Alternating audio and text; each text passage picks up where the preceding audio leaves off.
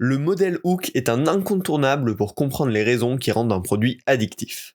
Pouvant faire tant le bien que le mal, il est nécessaire de le comprendre pour concevoir des produits de manière plus consciente. On le découvre tout de suite dans Parlons Design.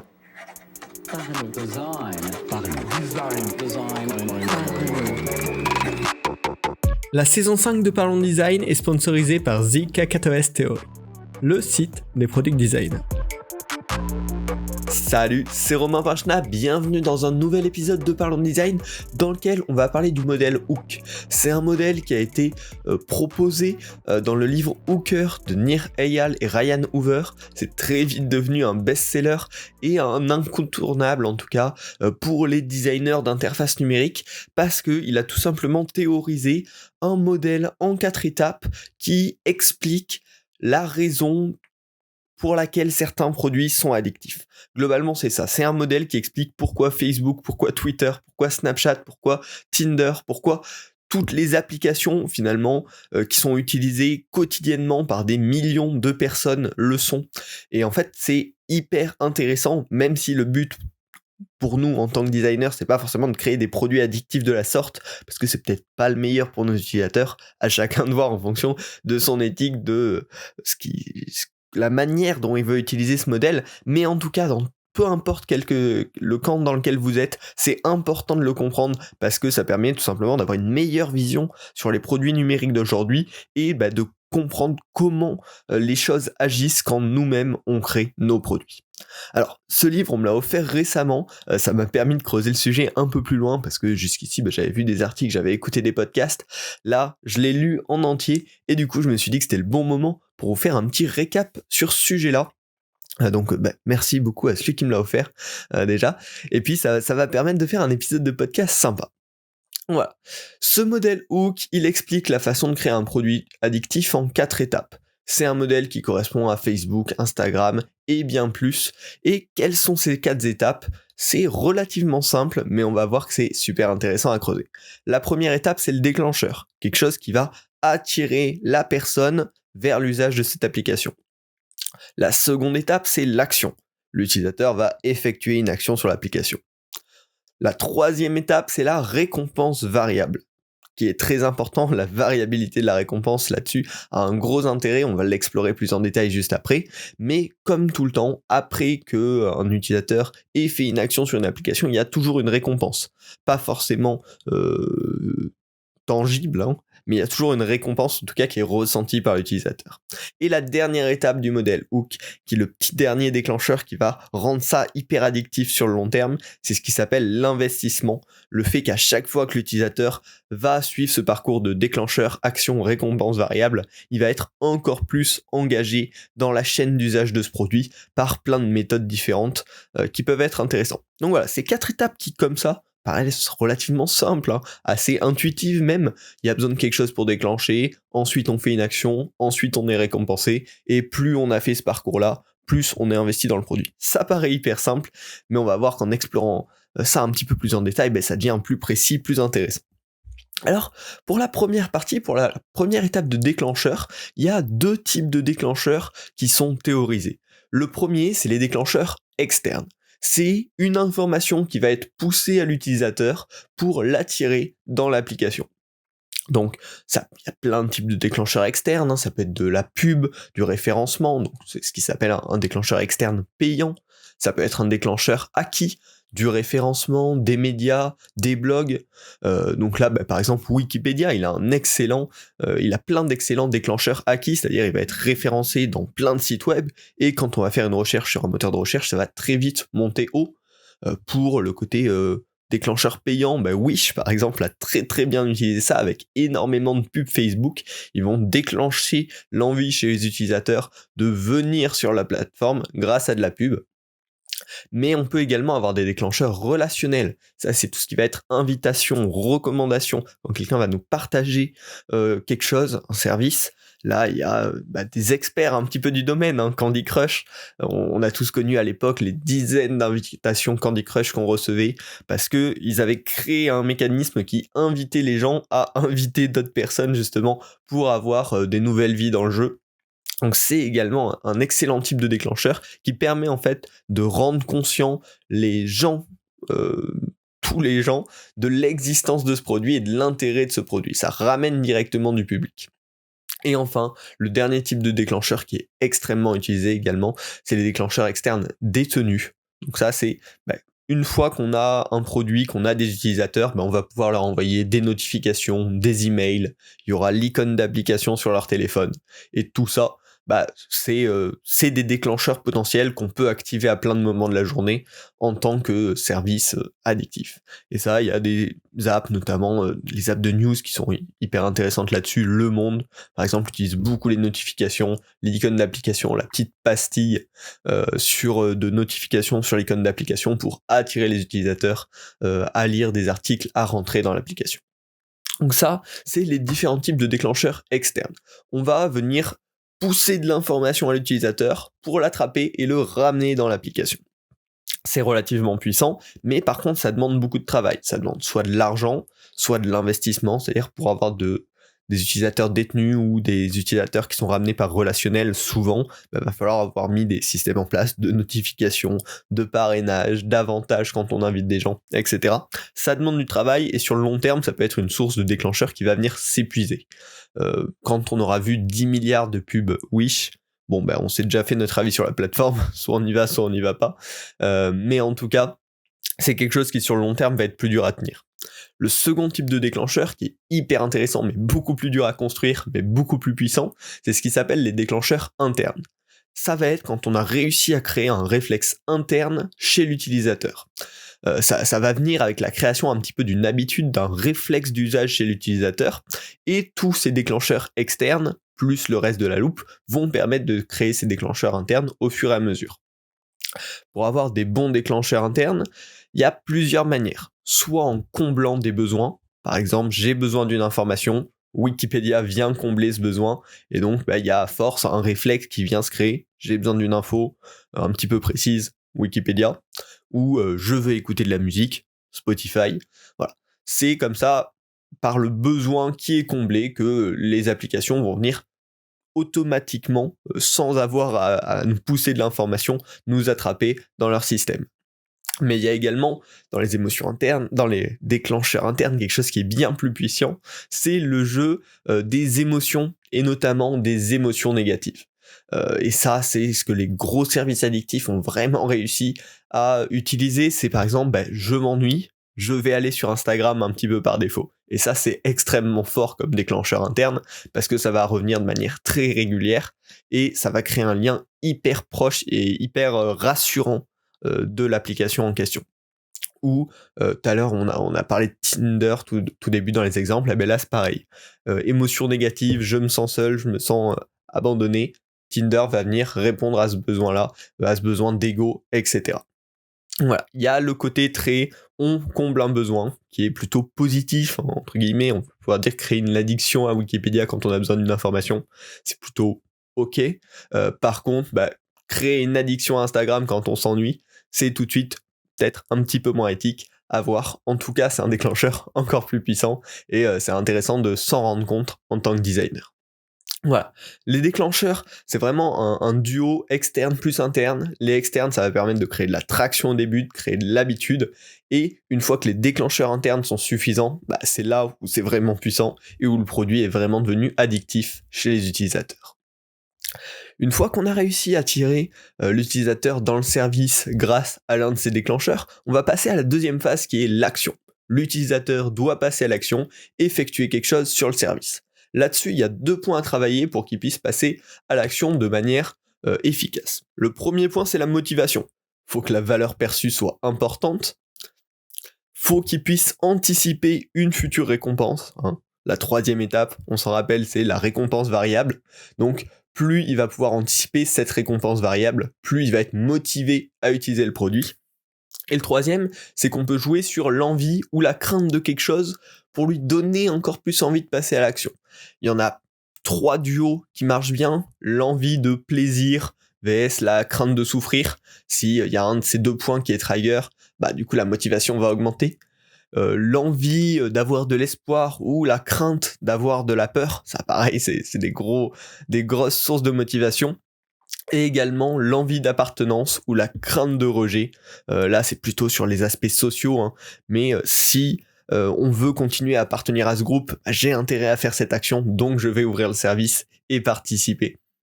Voilà, il y a plein comme ça de points sur lesquels on peut jouer pour augmenter la motivation de l'utilisateur à vraiment effectuer l'action une fois qu'il a reçu un déclencheur. Et le second point à travailler, plus intéressant à mon sens, c'est l'aptitude. Est-ce que le déclencheur est arrivé au moment opportun pour que l'utilisateur utilise l'application ? J'ai reçu la petite notification Spotify qui me dit que le nouvel album de mon artiste préféré est sorti. Est-ce que je le reçois au moment où je suis prêt à écouter de la musique, ou est-ce que je le reçois pendant un repas de famille où c'est pas du tout adapté ? Donc il y a forcément le timing du déclencheur qui va être hyper important dans l'aptitude, et derrière la simplicité de l'action, le parcours utilisateur qui va être derrière. Est-ce qu'on me demande une toute petite action, rédiger un tweet, ça me prend quelques secondes, ou est-ce qu'on me demande une grosse action, rédiger un post de blog, et bien sûr par rapport à l'expérience de votre produit, hein, à quel point cette expérience-là est simplifiée, permet à l'utilisateur de le faire de manière agréable, efficace, et sans perdre trop de temps. Voilà, l'action finalement c'est la partie la plus naturelle, hein, dans une loupe comme ça, c'est forcément il faut que l'utilisateur interagisse avec le produit. On va ensuite pouvoir passer à la troisième partie de ce modèle hook, qui est la fameuse récompense variable. Alors, récompense, ça je pense qu'on va être plutôt tous d'accord, il en existe de plusieurs types, notamment les récompenses sociales, c'est ce qui vont être les likes Instagram par exemple, les récompenses de ressources et d'informations. Feedly, je vous en parle souvent, c'est un service où on agrège plein de blogs. À chaque fois qu'on va ouvrir Feedly, cliquer sur des articles, on va avoir de la ressource, on va avoir de l'information, on sera récompensé par de l'apprentissage, des informations en plus. Et le troisième type de récompense, c'est ce qu'on appelle les récompenses d'ego. C'est quand on va se sentir valorisé par l'action qu'on a fait. Sur Duolingo, par exemple, qui est un service pour apprendre l'anglais, on va avoir des nouveaux grades, des nouveaux XP, des nouveaux niveaux. Et forcément, à chaque fois qu'on va avancer un petit peu, on sait qu'à la fin, on sera un petit peu fier de nous, qu'on sera content d'être monté en niveau, content de machin. Et du coup, c'est une récompense hyper satisfaisante pour les utilisateurs. Alors, il y a donc ces trois types de récompenses: sociales, de ressources et d'informations, et récompenses d'ego. Là, je les ai découpées en trois, mais forcément, elles sont souvent mixées. Si on reprend l'exemple des likes Instagram, alors forcément, c'est une récompense sociale, mais c'est aussi une grosse récompense d'ego. Et en fait, plus ces récompenses vont être mixées, plus ça va être puissant, plus ça va donner envie à l'utilisateur au moment où il anticipe la récompense de passer à l'action et de faire la chose. Et le deuxième point de cette troisième étape qui est la récompense variable, c'est forcément variable. Il est super important que cette récompense ne soit pas prédictible. Si à chaque fois que l'utilisateur ouvre votre application, il a exactement la même récompense, il y a un moment, il va juste se lasser, ne plus avoir la motivation de passer à l'action, et du coup perdre tout intérêt. Également, elle ne doit pas être monétaire. Alors, il y a plein de services qui ont essayé de motiver justement les utilisateurs à utiliser leur application à travers des retours en argent. C'est extrêmement efficace au début, mais en fait ils sont tous aperçus que l'espérance de vie de ce type de service est hyper faible, parce qu'au bout d'un moment, les utilisateurs vont perdre toutes les autres motivations potentielles qu'il y a autour, et juste le faire pour l'argent, et ça va dégrader la qualité des contenus, dégrader la qualité de la plateforme en tant que telle. Donc les récompenses variables monétaires, globalement, ont une espérance de vie faible. Alors forcément, il y a des contre-exemples, hein, mais sur la plupart des services addictifs grand public, en tout cas, les récompenses ne sont pas monétaires. Et enfin, il faut toujours que cette récompense elle soit variable, mais elle donne un équilibre entre satisfaction de l'utilisateur, il est content de cette récompense, voilà, il est fier de l'avoir fait, il regrette pas, mais en même temps, faut pas en donner trop pour qu'il ait envie d'en avoir plus, et que la prochaine fois, peut-être il puisse avoir plus de likes, plus de niveaux sur Duolingo, ou plus de nouvelles, meilleures informations sur Feedly. Donc c'est vraiment tout un jeu d'équilibre entre satisfaction, laisser envie d'avoir encore plus, et cet aspect non prédictible. Voilà, ça c'était la troisième étape, la récompense variable, et ensuite on rentre dans la quatrième étape, l'investissement. C'est peut-être la plus vicieuse, mais en même temps très largement la plus puissante, celle qui va créer des vrais déclencheurs internes, celle qui va ancrer à tout jamais l'habitude chez l'utilisateur, donc c'est l'investissement.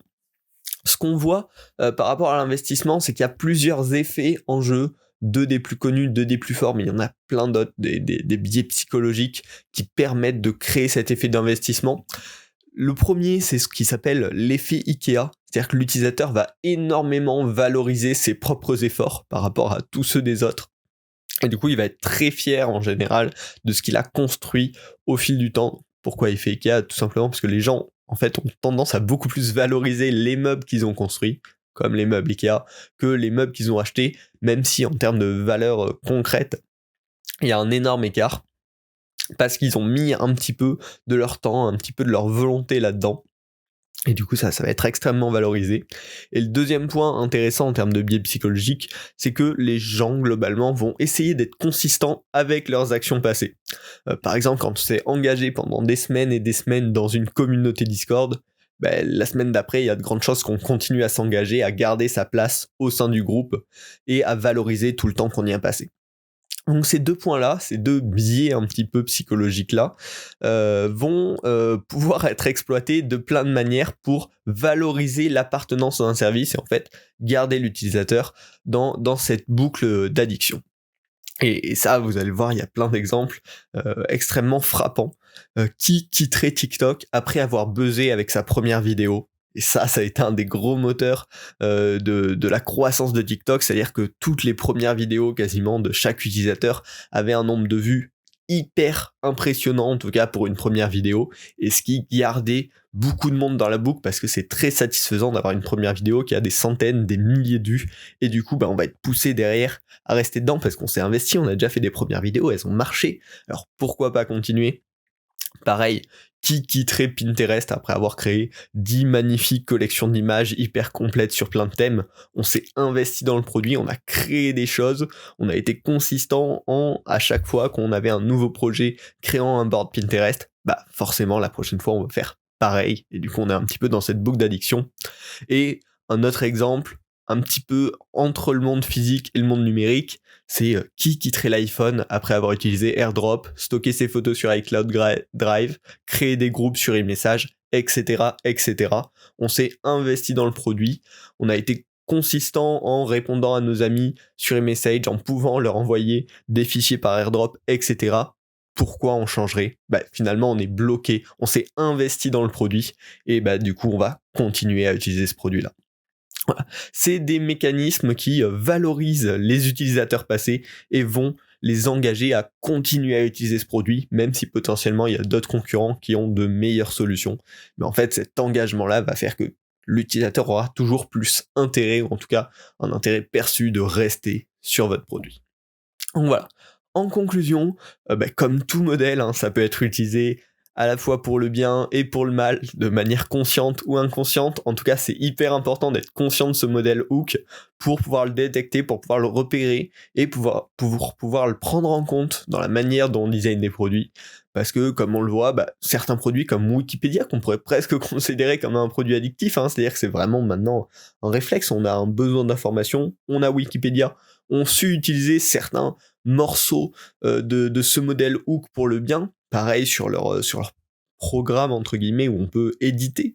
Les éditeurs sont extrêmement valorisés et il y a tout ce système un petit peu addictif qui va les pousser à continuer à contribuer parce que justement les gens qui ont beaucoup contribué, ils vont être consistants avec leurs actions passées et ils vont essayer de continuer à contribuer. Ils vont être également extrêmement fiers de toutes les pages auxquelles ils ont contribué.